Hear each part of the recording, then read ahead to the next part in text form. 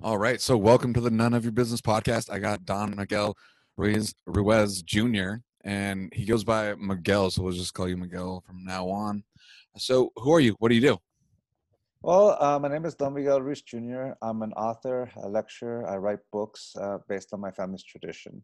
The books I've written so far are The Mastery of Self, Five Levels of Attachment, Living a Life of Awareness, The Little Book of Wisdom, and The Seven Secrets of Happy, Healthy Relationships, which I co-wrote with my friend Heather Ashamara. So basically, I share my family's tradition with everyone who gives us a permission to share that with.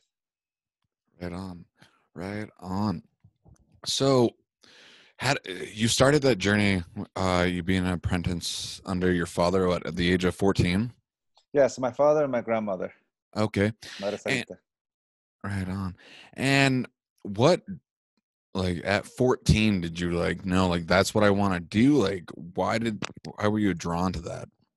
My family. I love my father. I love my grandmother. That's basically how you give attention to somebody. You know, from the moment since I was young, my grandmother is the head of the spiritual family. Even though she passed away 12 years ago, she's still the head of the family in a sense of spirituality. She had 13 children, and I have 64 cousins. And since I was young, she shared the tradition in her own unique way. She opened a small little temple in Barrio Logan, where she was a faith healer. She gave healings and consultations, and on Thursdays and Sundays, she gave sermons, and she shared the tradition in her own unique way with her and my grandfather. So, since I was a young child, spirituality has been in the family, as well as being a devout Catholic as well. You know, we're mestizos, and in the sense that we're the merger of two civilizations. That's what mestizo is: a combination of Mesoamerican uh, indigenous people and European Spanish, in particular, in Mexico. So the two traditions of our Mesoamerican traditions with the Catholicism that came from Spain fused together. So from that point of view, my grandmother always taught from that fusion. My father, being a medical doctor, he rebelled against the tradition in his own way. My grandmother also did it. My great grandfather did it. They all rebelled. That's apparently a tradition in the family. And my father was a medical doctor. He stopped being a medical doctor when he had some aha moment in life where made him go in different directions in life. And for me, I was raised in that juxtaposition. I was raised with the duality of having a medical doctor for a father and uncles, or neurosurgeons and oncologists in the family.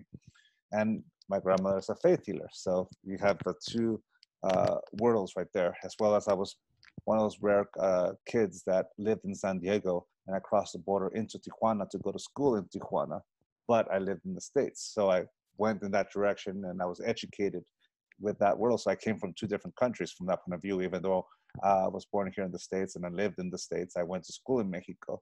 So I have the accent that I have reflects that. So I was used to juxtapositions and dualities, you know, living in two different communities, two different languages, academia and spirituality, Western medicine and non-traditional medicine. I grew up with that. So for me, it was normal. That's the environment I grew up in. So at the age of 14, I gave my attention to my father, to my grandmother, and I loved them. That's why I listened to them. But I didn't really start to apply it until my mid 20s, when I graduated from college and you're no longer working for a grade. Life happens. You start learning from your experiences and your own aha moments. And I began to really apply it for the first time in my life. And what really drove me to it is that my father had a massive heart attack in 2002. And when he came out of the coma that he was in for 9 weeks, uh, his rehabilitation, he had decided to go back to work, but he was in a frail state. So my brother and I began to help him. Even though my brother Jose Luis had been working for a lot longer than my dad, with my dad, I came in there to help teach, because I knew the material. I've been learning it for, well, up to that point, a good 10 years, 14 years at that point as an apprentice. But then as I began to teach, you can say that I started as the cover band. I covered the classics, my father's four agreements and the mastery of love. And little by little, I started getting my own groove, my own words. I started applying it. I started having my own aha moments, and I started teaching that little by little. So it started with the love for my grandmother, the love for my father, and helping him. And the reason why I started, because I was working in the film industry for a good 10 years as a film editor, production assistant, and all that kind of stuff. And I really enjoyed that world. But I came back because I wanted to help my father. And somewhere along the line, I combined what I learned in the film industry with storytelling, and I found my voice. I began to have my own aha moments. I learned, I applied it to heal myself, and that's what I share. So that's the story. That's awesome. So you say that you apply your teachings to heal yourself. You want to share about that? Well, I heal the wounds that conditional love left in my life. When people ask me what do I actually do, I help people heal from the wounds that conditional love left in their lives and in their minds and such things like Mm. that. I'm not a physical healer in regards to medicine, but I teach and share the elements of the family tradition that allows us to let go of those conditions that subjugate our will, that imposes a belief of pretending to be something we're not for the sake of someone else's point of view or prejudice. I begin to let go and teach people how to let go of conditional love using the total tradition. So how do you love yourself or somebody unconditionally? By willing to see myself as I am, by not pretending to be something I am not for the sake of someone else's judgment. Mm. Conditional love only sees what it wants to see. It projects onto the world like Don Quixote projects the image of Dulcinea or giants instead of windmills. That's conditional love. Unconditional love is the willingness to see life as is, the way I am, to stop looking for myself through an identity with a definition and to know myself through the experience of being me. When I'm able to do that for myself, I can begin to see the people in my life. For example, with my father and my mother, I take off the mask of mom, I take off the mask of father, and I see two people who are doing the best with what they've got. I see them as peers, two people who are trying to figure out how to live their life as best as they can. And sometimes that mask of father and mother blinds us to who they are, the expectation of who they're supposed to be, what they're supposed to be, how they should have done it. They should have done this, they should have done that because their mother, their father, and the expectations we project onto them. But all of that blinds us to the person who they really are. They're just like everyone else. They're just like me. People who are trying to figure it out, trying to do the best with what they got. Because here's the thing that we parents will tell people who don't have kids, or especially our kids, is that we have no idea what we're doing. We're doing the best with what we've got. We play it by ear. Because as soon as you get used to being the parent of a 1-year-old, they turn 2, making everything you knew about parenting irrelevant because the child you are raising is changing. And then they turn 4, they turn 8, they turn 20, they turn 30. You're always trying to figure out how to be a parent. And what makes us a parent is the willingness to engage that child. Any person can bring a child into the world, but what makes us a parent is the willingness to engage. But that requires the willingness to accept with humility that we have no idea what we're doing. Because like I said before, as soon as you get used to it, the world changes because the person you're raising changes. If you apply the same impact to ourselves, I'm not the same person I was when I was 17, 18, 20, 24, 30, 40. I've changed. The same things I used to like, I no longer like. The same things that motivated me before, I don't no longer motivate me now. I'm motivated by something else. Getting to know myself allows me to find out what those things that motivate me are, what brings joy to my life, what doesn't bring joy to my life. And once I do that within myself and see myself as I am, to respect myself, to respect my no, which is just as powerful as my yes, and to respect myself, to experience the consequences of my own choices, I can share that with people because I can't give what I do not have. So the way I start loving someone unconditionally is to see them for who they are. So just like I took off the mask of my father and mother, I took off the mask of my wife. I take off the mask of my son and my daughter, and I see them for who they are. And to respect them is to respect their no, which is just as powerful as their yes. But I also respect them for them to experience the consequences of their own choices. Mm-hmm. And that is what, for me, unconditional love is: the willingness to engage someone without the need to impose my will or subjugate my will to them, and know that I only control to the tips of my finger. I don't control their perception. I don't control their will. They do. I control my will and I control my own perception. But in order for me to know exactly what I control, it starts by knowing who I am, not as a definition, but as the experience of being me. And that's how I see unconditional love. I see myself. Okay. So we're not born with these conditions of love. We're born, and like, how do you think people develop these conditions for love? Is it Well, ego? Is it? well, yes and no.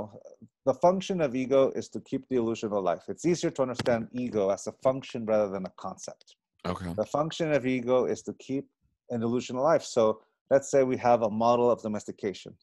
For us in that tradition, domestication is a system of reward and punishment by which we model the behavior of an individual. It's another word we can describe is conditioning. We create an image. In my case, let's say Don Miguel Ruiz Jr. There's Okay. an image of Don Miguel Ruiz Jr. that I have to live up to according to conditional love.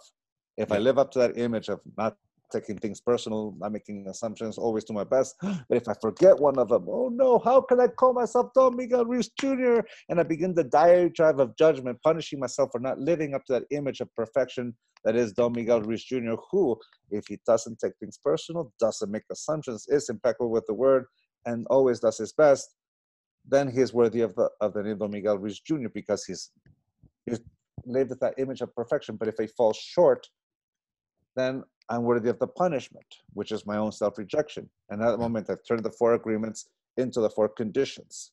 So that reward and punishment, you can say that we were born into a world that domesticates us to live up to an image that someone expects of us, be it mother, be it father, be it society, be it friends, be it girlfriends, boyfriends, whatever it is, we're being projected. In high school or in middle school or elementary, if you live up to this image, you're cool. And if you're cool, your reward is that you're acceptance, you're popular, you're one of us. But if you don't live up to that image of what is cool, then you will be ostracized. You're going to be rejected. You're going to be called a square, a nerd, a geek. And not only will you not be popular, we're going to ostracize you until you get hip with it, man. And at that moment, we can see how we begin to domesticate. We pretend to be something we're not for the sake of someone else's point of view. And not just with the popular kids, or whatever, the jocks or the cheerleaders, with the goth kids, with the hip hop crew, the country people, the Democrat, liberal, all these kind of things. We create this image of what is supposed to be and what's not supposed to be.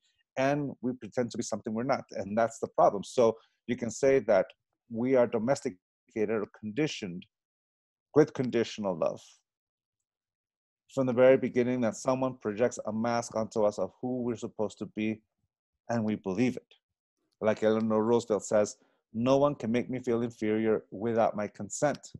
So you can say that we begin to do this work until we reach this aha moment. We realize that the only reason why we were domesticated is because we believed it. We believe that we're not worthy of love until we reach that image that someone projects onto us, that we're not worthy of whatever acceptance because we're not cool, we're not smart, or we're not talented, or whatever it is that we remember what high school or middle school was. And even though I say high school, middle school, to a certain degree, we still do it because that's what's happening when people argue with one another with their politics and concepts and the things like that. So if you begin to recognize the root cause of it and the conflict that arises, your emotions will let you know that what is off, what's not in sync, and what's not making you happy.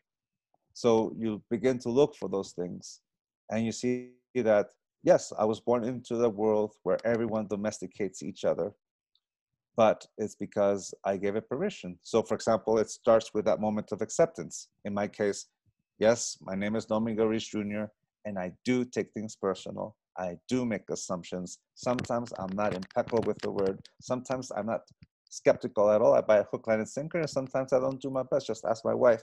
She is my witness. It's the moment where I stop pretending to be something I am not. So ego, from that point of view, is protecting that image or that model by which I domesticate myself or condition myself. In this case, Don Miguel Ruiz Jr., someone who doesn't really exist. I exist. Okay. Okay. That's, I like that. Thank you. So with, this whole COVID-19 thing going on, and like we're starting to come out of it. I think I live in Montana right now, and on like Sunday we're gonna start slowly reopening. Mm-hmm. How can people detach from this idea that we were stuck, like it was a terrible thing, and not be stuck in the past? Well, we realize what happened. It's we live in a first world country, but nature will always win. That's a reality. As someone who lives in Florida, whether they live in a first world country, comes a hurricane, and we know who's in charge. Yeah. This virus has basically, according to what I've read, take it with a grain of salt, 98% recovery rate, with a 1 to 2% mortality rate. So in my point of view, what we are doing, because for us, we're still extending it. We're in Nevada. We're still in the middle of it. The 98% is taking care of the 2%, because those who don't have a recovery rate, we can have the antibodies. As far as we know, we don't know if it'll come back or not. It might be like getting a TB shot, and all of a sudden you'll always be positive to the TB because you've been exposed to it. That's my case. I got a vaccination for tuberculosis, and since that date, I'll always test positive because I have that. I have that antibodies. I'm not sure if that's what it is or not. Who knows? We'll find out. But in my point of view, we don't know if we fall in the 98% or the 2%. So what we can do is to help each other out. If it's staying at home, putting on the mask, staying within 6 feet from one another, it's a way to help each other out. Now, mind you, there's people who also will have a financial devastation happening because staying at home and all that kind of thing. We're already seeing the consequences of that. So what's the balance between the two? We live in a time where the beautiful thing is that we know from history what happens. The Spanish flu 100 years ago, the Black Plague 200 years ago, the bubonic plague, the times of cholera in Latin America and many other viruses. It's something that happens. Like now we know that it's a virus or a bacteria, and 100 years ago or 200 years ago, they still didn't know. People, they killed women. They accused them of being witches because they thought it was black magic that did it. Someone put a curse on this town and things like that. But luckily for all of us, we don't live in such things. So now we have the experience of what time and history has taught us. We see that at the end of the Spanish flu came the Roaring '20s, the big economic boom that came at the tail end of World War I and the Spanish flu. And then at the end of that 10-year boom, we had the Great Depression and 10 to 14 years of that. So we're in a time where, are we going to repeat history or are we not? So it's uncharted times, but at the very least, now we know what causes it. We know that it's infection of a virus. It tends to live on a surface much longer than any other virus can be. It's living outside a host for a long, long time. Especially in a shoe, it lasts five days. It doesn't survive too much on cloth for too long, but it does survive longer in glass and plastic. Little things now that we are aware of, that we realize that's the reason why it's such a fast-spreading, highly infectious disease. So we look at all these things, and there's people who have made tough choices of bunkering down, the social distancing and the restrictions and closing things down. It's like what don't we know, that the most capitalist country in the world closed everything down? What don't we know? Want to be told? But at that point, all the what ifs. You know, you can get into the whole conspiracy of things, but in reality, you look at the very ground level of what's happening, and we realize that as a community, as in within a family, we've always taken care of our elderly. We do our very best to protect our ancestors, and this particular disease virus takes full aim at our elders, and of course some other people who have a predisposed condition. And that's exactly what happened. And also the fact that people are asymptomatic, that you can be having the virus and not tell that you have it, and you're contaminating it. So I think all this stuff is science, and we've learned from the past, and now we have a choice. Now we have a choice to learn from it again, hopefully not repeat history like we did 100 years ago or even 50 years ago. We'll see what happens, but what does happen is that we have a choice to take care of one another. You know, if we fall in the 98%, we take care of the 2%. If we fall in the 2%, we won't know until it happens, but we do what we can to help each other. And that's what community does. It's what family does. It's what we humans do. You know, we take care of one another. Sometimes we're blinded by our attached beliefs. Sometimes we're attached by our own needs. Sometimes we are in desperate need of help. And that's a position we're in right now. So as we're coming into this, it's a totally different awareness that, you know, this disease, what has made it such a strong impact is that it's made us all face our mortality. And are we afraid of our own mortality? Do we come to peace with our mortality? And also to face the acceptance that the mortality of the people in our life. And if you have people who have passed away, my deepest condolences to you. You know, I've watched my father. He had a massive heart attack in 2002, like I said before. In 2010, he had a heart transplant. And because he had a heart transplant, his immune system was suppressed, which means he's been susceptible to lesser potent viruses than this one. Like, for example, if he was in an elevator and someone coughed with your average day cold, that cold could kill my father. So he spent 10 years of figuring out how to live life, being aware. He said, I'm not going to wait in the sofa waiting for death. I'm going to go out there and live it. But it's also realized that as a doctor himself, he can't be cavalier about it. He is going to take care of himself, be responsible for things. And there's that balance. Like, to one point, how do we take care of ourselves? How do we take care of others? How do we take care of one another? And that's the question for me. To me, this whole virus thing, this whole situation is exactly that. How do we take care of one another? And of course, people are going to make decisions that will not be popular because it goes against our own needs and necessities, you know. But at the same time, that's always been the case. Yeah. So where does someone learn their attachments, and why do they do it? Well, to me, an attachment is to invest something that's not a part of you and make it a part of you by investing of yourself emotionally, intellectually, energetically to something. We grow attached. For example, we don't get attached to material things. We get attached to what that material thing means to us. Okay. We actually get more attached to a belief, an idea, than we do an object. You want to tell me more about that? When we get attached to beliefs and ideas, it's a lot harder to pinpoint than an attachment to material things. You know, in the Buddhist tradition, to learn to let go of things, that's the main principal thing. So an attachment, you can say, it's healthy in a sense when we engage a moment. That's a healthy thing. It becomes unhealthy when the time comes to let go, we can't. It's healthy to be able to detach. Attach, detach, engage, disengage.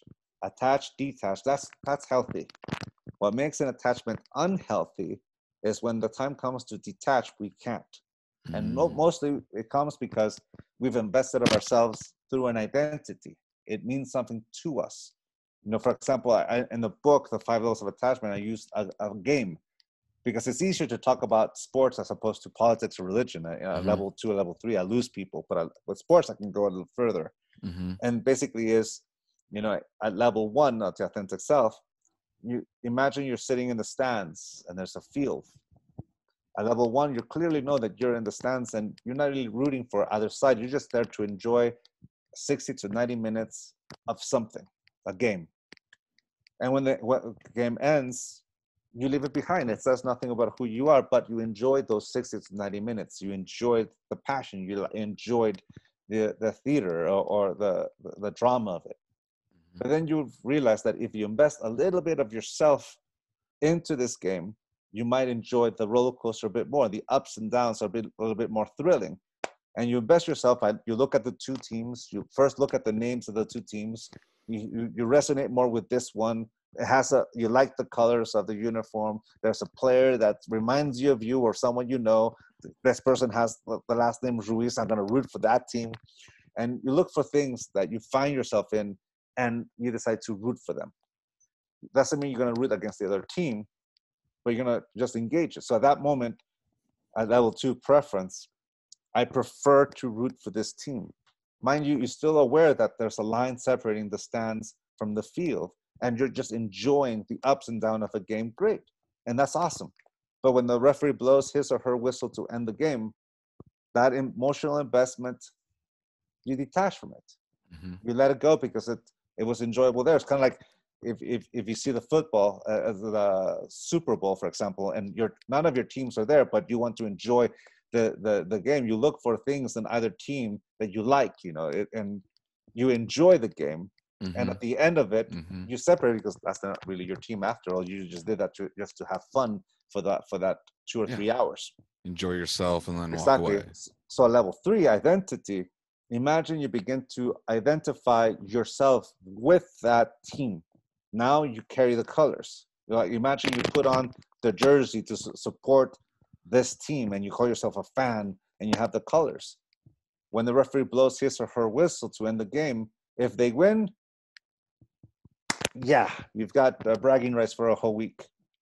If you don't win, you're kind of miserable for the rest of the week. You're a bit bummed. You're a little bit sad. So now it's begun to bleed outside of those 30, 60 or 90 minutes, however long that game is.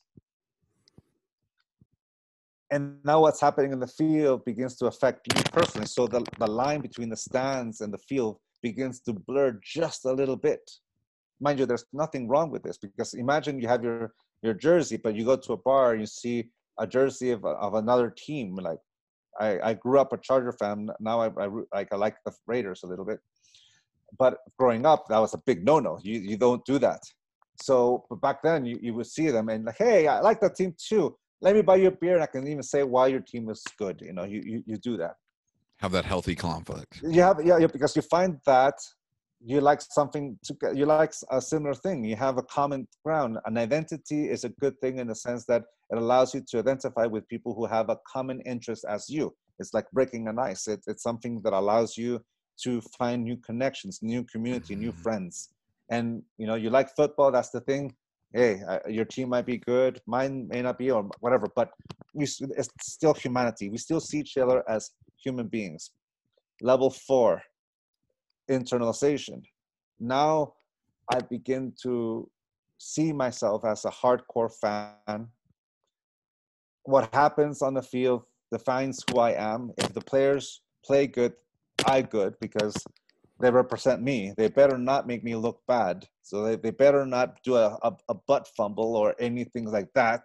So you put that kind of pressure on them. And then also your fellow fans, we're supposed to live up to this image.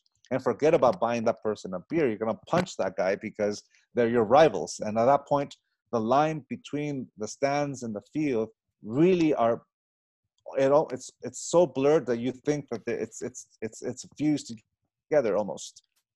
But you still see them as the athletes. You know, you see those players and they're larger than life. They're more important than your job. They're more important than what you do. It's like during the season, you live for those Sunday mornings.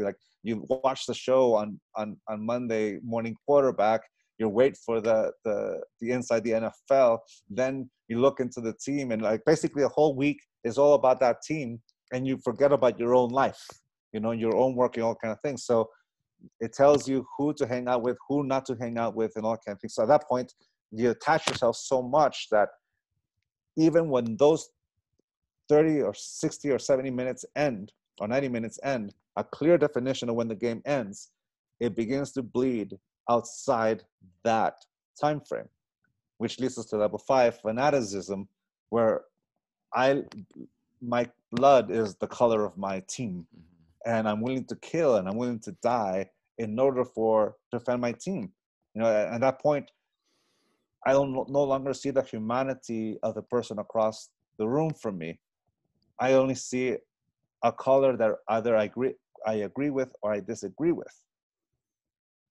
At that point, we lose sight of the humanity of another person, but mostly I lose humanity of my own, because I'm willing to die for this team. Yeah. I'm willing to go and riot if my team loses, because we cannot lose because the referee got, it was a sellout. He obviously was bought, and he botched the calls against us. At that point, you no longer accept it.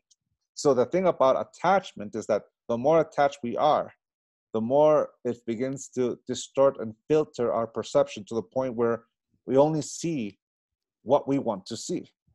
So that at that point, an attachment becomes really unhealthy, because it impacts not only my relationships with the people in my life, not only does it impact my engagement with my work or my passion, my whatever, it's taken completely over. Now with sports, it's easy to see that it's a little bit silly. It's a game. It's a corporation that sells you tickets and T-shirts and all this kind of stuff. It's just a game. They moved from San Diego to Los Angeles. It's that broke the illusion of it very, very good for me. It's like, yeah, it's just a corporation. But take politics or religion, and it gets a little bit more confusing or more intense, because we're so attached to it that it blinds us, and now we don't listen to one another, and we're willing to kill each other, and there's a civil war. So from that point of view, an attachment is unhealthy. But if we're able to recognize that when the time comes that it's time to let go, and we do, we realize that we're much, much more than anything we're attached to. What defines us is not that color. What defines us is not that logo, not that team, that philosophy. We're human beings that are constantly changing. Kind of like I said earlier, I'm not the same person I was at 14, 20, 25, or 30. If I was still pretending to be the high school hero, like what's his Uncle Rico in Napoleon Dynamite, who's still living in 1984 when he was the star quarterback and the height of his popularity, and he wants to go all the way back. He's spending the whole movie trying to find a way back to those days where he finds acceptance, because he hasn't moved forward. We're stuck in a moment. To let go of that moment, to let go of that person that we used to be, to let go of that philosophy, the idea, then all of a sudden the whole spectrum opens up, the whole view. Like there's so much, that's the thing about attachment. It does this, like a horse blinders. It makes so hyper focus on one thing that it blinds us to all the things. But as we slowly detach, it opens up our perception. And that is the ability to let go. So for me to learn to detach is first recognizing how attached you are, the willingness to see it. And then comes this line that goes, a moment of clarity without any action is just a thought that passes in the wind. But a moment of clarity followed by action becomes a pivotal moment in our life. It's like a drug addict or alcoholic that wakes up from the stupor for all these years and has that brief moment of clarity of saying, what have I done? So at that moment, you have a choice to go back to the hair of the dog and take that drink that allows that hangover to go away, or you go in a different direction and you embrace that hangover and you go into detox, and by the end of it, you don't need it. You're clear. Absolutely. This is kind of like a full circle moment for me. Before I got into your work myself, my mentor, he just did the same, not the same. He explained the 5 levels of attachment, not as much as details you, but just did a brief description, and it got me interested in your work. And before that, before I started working with him, I woke up in the hospital after ICU, or in the ICU, overdosed. I was homeless in Vegas for months. I'm a recovering drug addict. Heroin was my drug of choice. And I was so attached to this codependent, toxic relationship and that lifestyle. I didn't know who I was. And then I started going through that process. But when I woke up from the hospital after the overdose, I was like, what am I doing?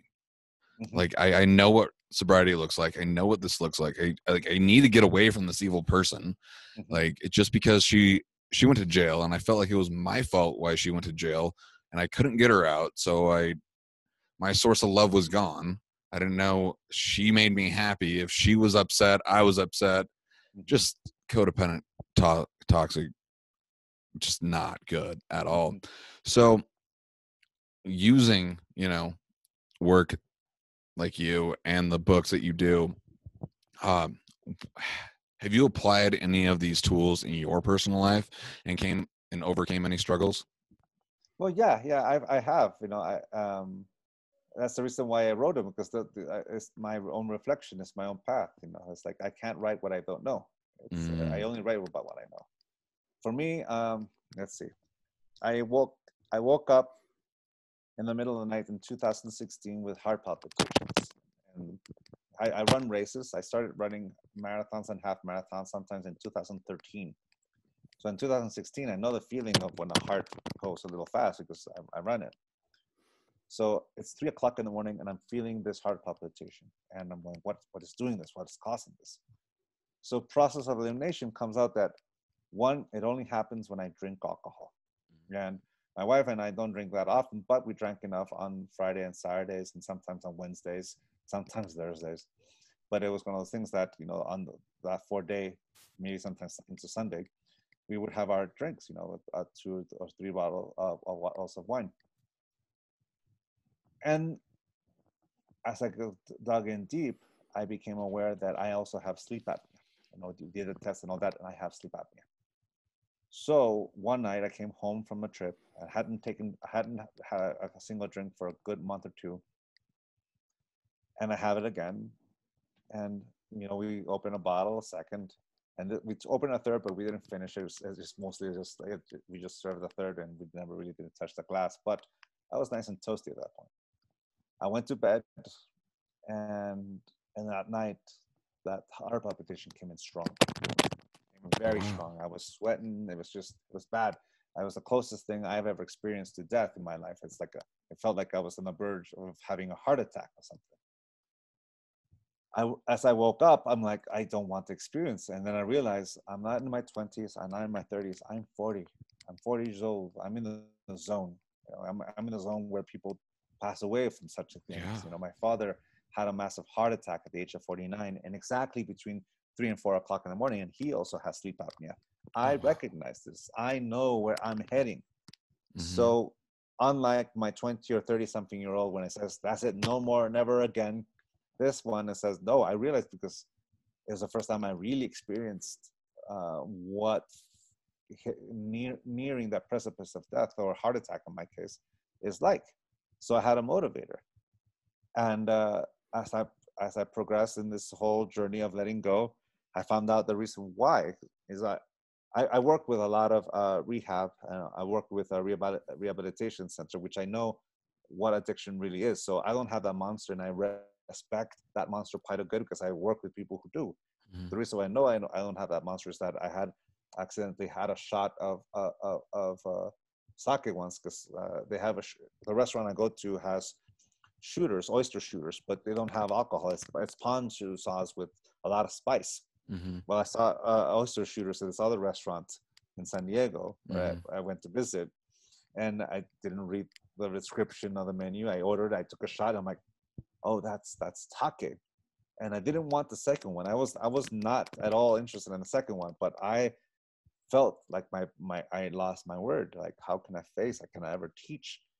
with that word. And I realized what my real addiction is, that domestication. That's my addiction, my trying to live up, because I gotten used to saying 1 month, 2 months, 3 months, 10 months. Now I totally understand why people say 1 day at a time. It's a totally different thing. But the reason why I was waking up in the middle of the night with sleep apnea with heart palpitations, is that add alcohol to sleep apnea, it relaxes the muscles way too much. And the reason why I was having the heart palpitations is that I wasn't breathing. And the heart is doing its best to send oxygen to my brain. The consequence of that is that I could have a stroke or a heart attack. A heart attack I can deal with, but a stroke, man, that's a Russian roulette that I don't want to play. So that was my main motivator to let go of it. And everything I learned from running a marathon, like it's something I started doing when I was writing the 5 levels of attachment, little by little. I started with 2 miles and I could barely run 2 miles. It was the hardest thing. And little by little, then I ran 5 miles for the first time in my life. And it was the greatest experience because I crossed a threshold my mind said I could never cross. I proved myself wrong. And the best question of my life came in: what else can I do? And the great thing about that question is that I answer it anything with confidence. Just follow through. Go of alcohol, minus that one, accident. But it's been a little almost 4 years since I stopped drinking alcohol. Congrats. I also stopped drinking coffee. That one was tough. The toughest one right now is spice. Letting go of chile and spice. That's a tough one, man. But yeah, I stopped drinking coffee. I stopped drinking alcohol, and I've applied everything I've learned in that. When I finished writing The Mastery of Self, I applied everything I learned to let go of alcohol and that kind of thing. Right on. So you and congratulations on your sobriety, by the way. Sorry for that. No, it's all right. Thank you. I appreciate that. I wanted to say congratulations on the work you're doing. That's awesome. Thank you.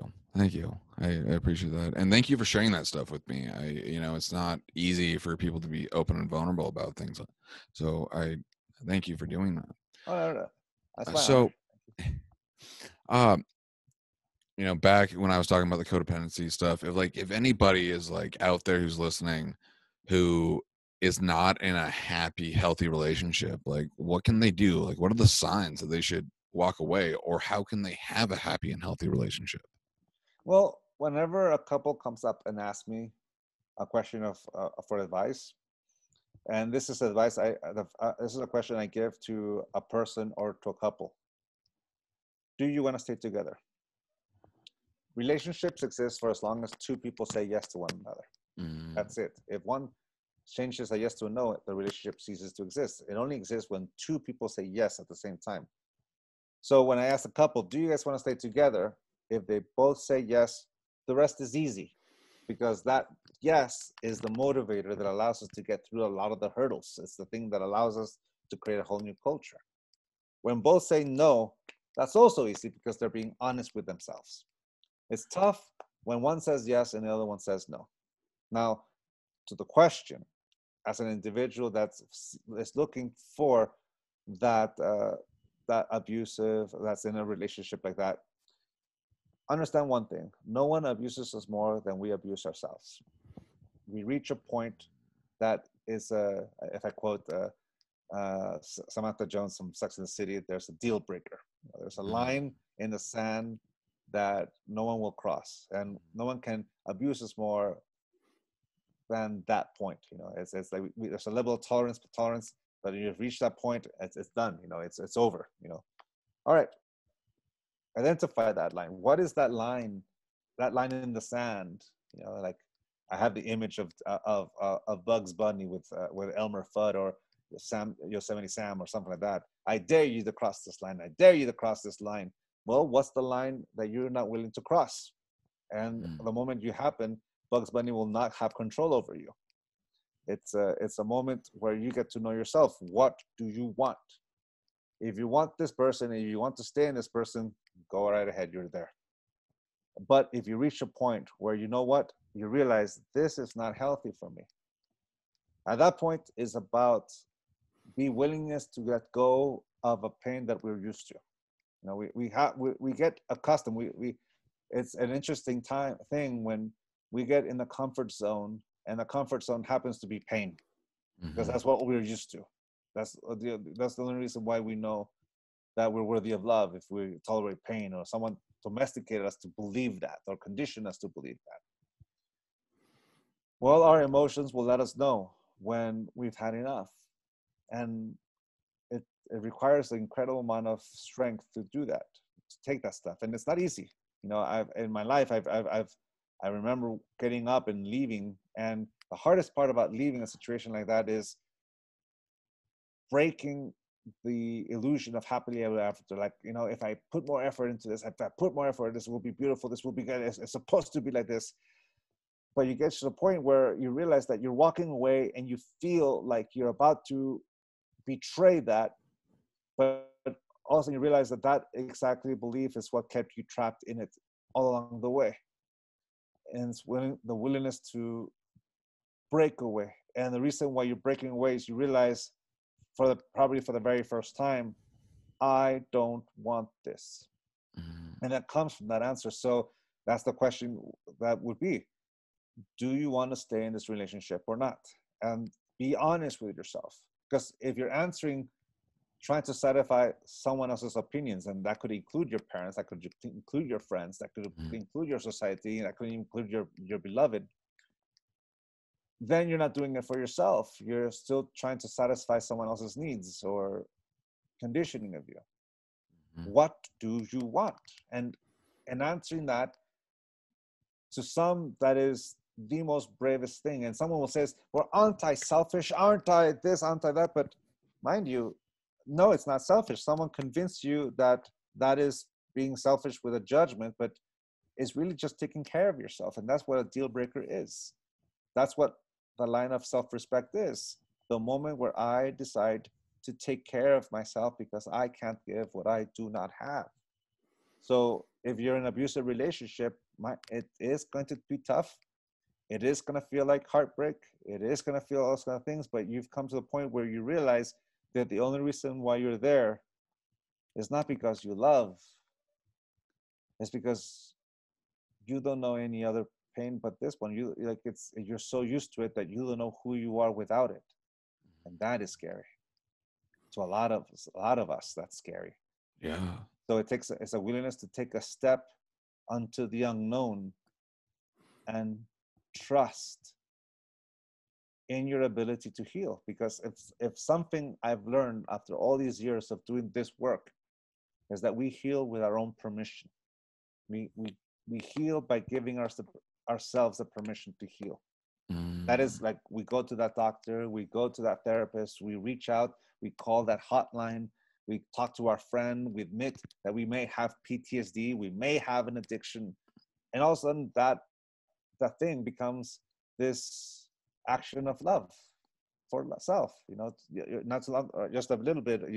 You said that I was being good about being honest about that step, about the alcohol. And I said, yeah, it's the thing that keeps me humble in realizing that at any given moment, you know, I can go in a different direction in life, but I made a choice to heal. And absolutely, I can abuse that. But the best way to let go of conditional love is to forgive ourselves for ever saying yes to it in the first place. If we can do that with conditional love, we can also do that with our addictions. I forgive myself for ever saying yes to that in the first place. I can forgive myself for saying yes to that abusive relationship. Forgive me, Father, I did not know, but now I do. I like that. Thank you. So I got a couple last questions for you. I want to respect your time. One, where can people find you on social media? Well, our home base is our website, miguelruiz.com, miguelruizjr.com. But of course, I am in Instagram, which is under D. Miguel Ruiz Jr. I think, let me look at that. That's really it.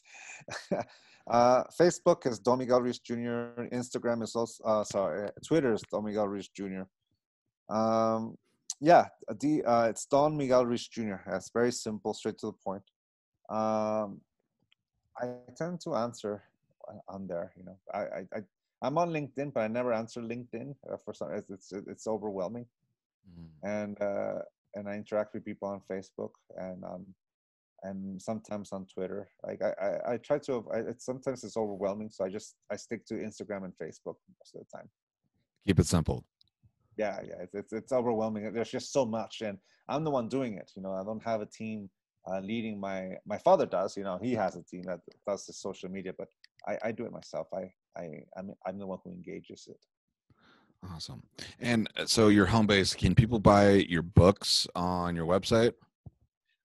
There's a link that takes you to either Amazon, Barnes and Noble, or IndieBound.org. That's the independent bookstore website collection. You know, it connects you to your independent bookstore. Gotcha. So Okay. it's basically, you know, those are the main channels right now: Amazon, Barnes and Noble, uh, Borders. A long time ago, you know, it no longer is with us, but and in IndieBound.org has them. So yeah, if you go to our website, it'll just take you to a link to those sites. Okay. Right on. Uh, do you have a morning routine?